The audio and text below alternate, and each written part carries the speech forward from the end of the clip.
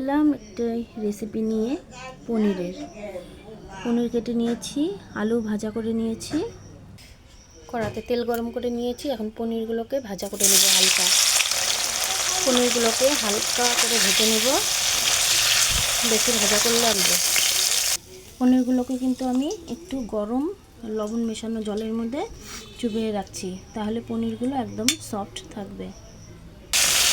অনেকগুলো পনির, তাই আমি দুবারে ভেজে নিলাম। একবারে ভাজতে গেলে তো পনিরগুলো ভেঙে যাবে, সেজন্য দুবারে ভেজে নিচ্ছি। সবগুলো পনিরই কিন্তু আমি জলের মধ্যে ভিজিয়ে রেখে দিলাম।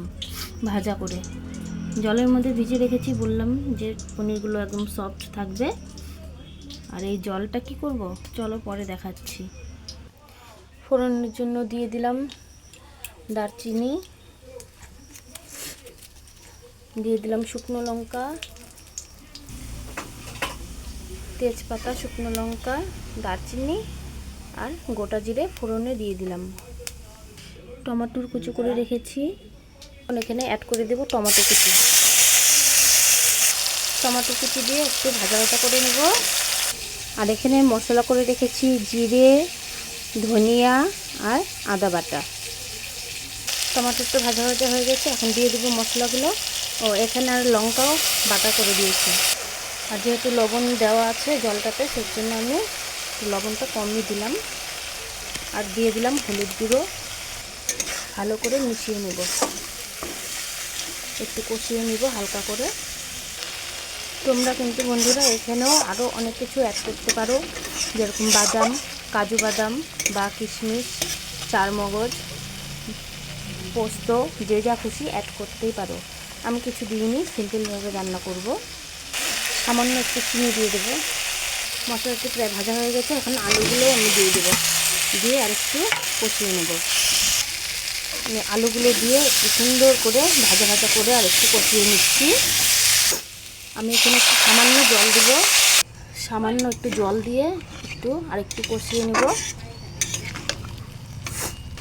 একটু জল দিয়েছিলাম এই কারণে যে এখন পনিরগুলো দিয়ে একটু ভালো করে হালকা করে নেড়ে নেড়ে নেব, না হয়তো পনিরগুলো আবার ভেঙে যাবে পনিরগুলোর মধ্যে, তাহলে একটু লবণ মশলাটা ভালো করে মিশে যাবে।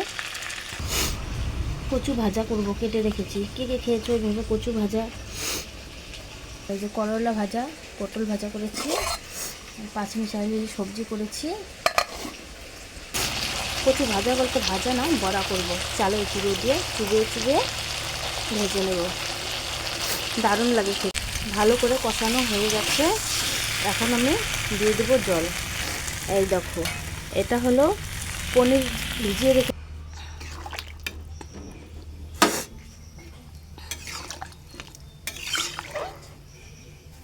উঠে গেছে, একদম রেডি পনিরের তরকারি। এখন আমি দিয়ে দেবো এখানে গরম মশলা। এই যে গরম মশলা বেটে রেখেছিলাম, এটাই কিন্তু আমি এখানে দিয়ে দিব।